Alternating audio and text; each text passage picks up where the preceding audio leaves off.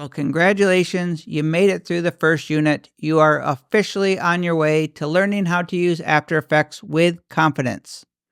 So we covered a lot of ground in this first unit, from installing the software, opening After Effects and touring the interface, learning about workspaces, and understanding the menus and preferences of After Effects.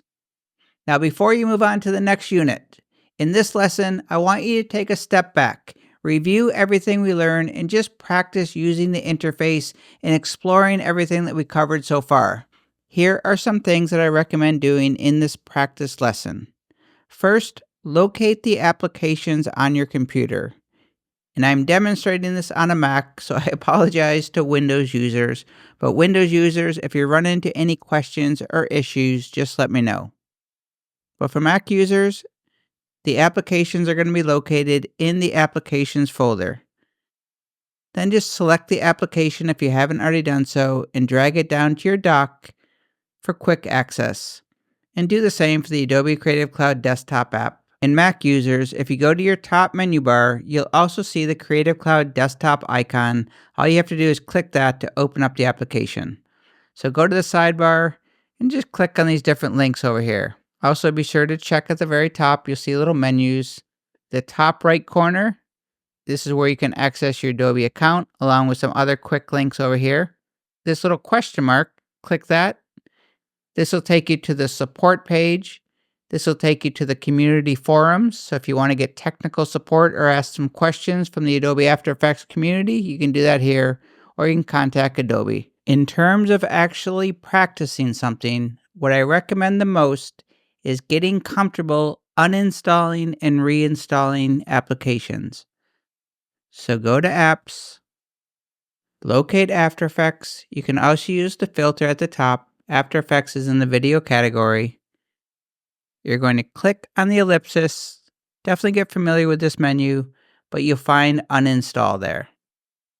You'll keep the preferences, wait for it to uninstall, and then reinstall. Then also make sure that you turn on the auto updates. So go to the top right corner, you can click on View Updates, go to Manage Updates, and just make sure that After Effects is toggled on. And you can also check Media Encoder. But then just go ahead and open up After Effects.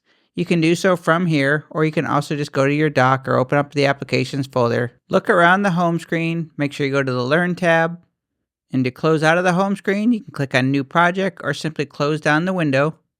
If you ever want to get back to it, just click on the little home icon in the top left corner.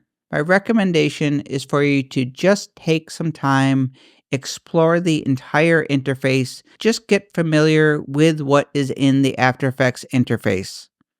So just click on the different panels. You see the names of the panels at the top, and click those to see what's in the hamburger menus. Explore the menus at the top. Take some time and explore the help menu. Right-click on areas to see the contextual menus.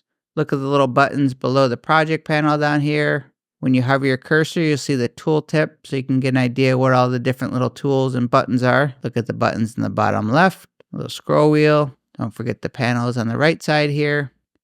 And then you definitely want to spend some time practicing with workspaces. A workspace is the arrangement of the panels. So cycle through the different workspaces. In addition to going to the window menu, you've also got the quick menu for workspaces in the top right. Click on the hamburger menu to see the different options.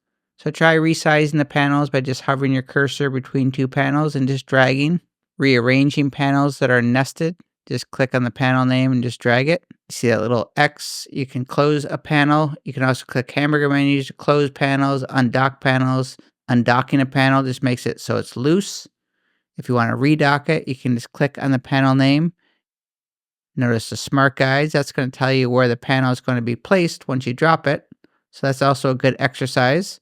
If you don't want it down here, just click on the name and just drag it out. Now you can just place it wherever you want. If you make a complete mess of the interface, all you have to do is go to the window menu, workspace, and choose reset to save layout.